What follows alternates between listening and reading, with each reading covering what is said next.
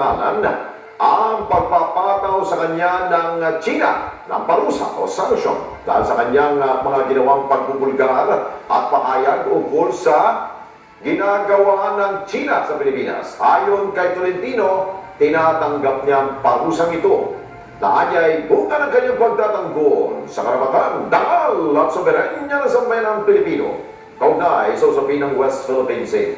Tiniyak na patuloy niyang ipaglalaban ang nararapat sa bansa kasama ang Philippine Navy, Philippine Coast Guard at mga matatapang nating mga mangisda na umaasa lamang sa biyaya sa West Philippine Sea para sa kanilang kamuhayan. Dagdag pa niya na walang dayuhang puwersa na makapagpapahimik sa kanya dahil buo ang kanyang determinasyon para ipaglaban ang soberenya ng bansa. Inaasahan ng kampo ni dating Pangulong Rodrigo Duterte na ilalabas na ng International Criminal Court ang desisyon sa kahilingan niya para sa interim release o pansamantalang kalaya ito ngayong Hulyo. Ayon po sa abogado ni Duterte na si Attorney Nicholas Kaufman, maaaring ilabas ang desisyon ng ICC bago matapos ang buwang kasalukuyan. Nilinaw naman ni Vice President Sara Duterte na hindi lumakwit ang kanyang ama o ang kanyang legal team sa Australia para pag-usapan ang interim release ni Duterte roon.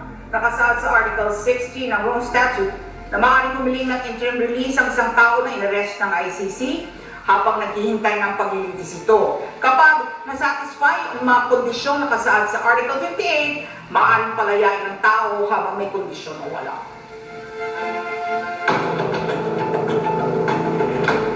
Iimbestigahan lamang ng Philippine National Police, International Affairs Service o IAS ang higit sa 20 pulis na dawit umano sa missing sa Mugueros kapag lumutan lamang sa kanilang tanggapan ang testigong hawak ng Department of Justice na si alias Totoy.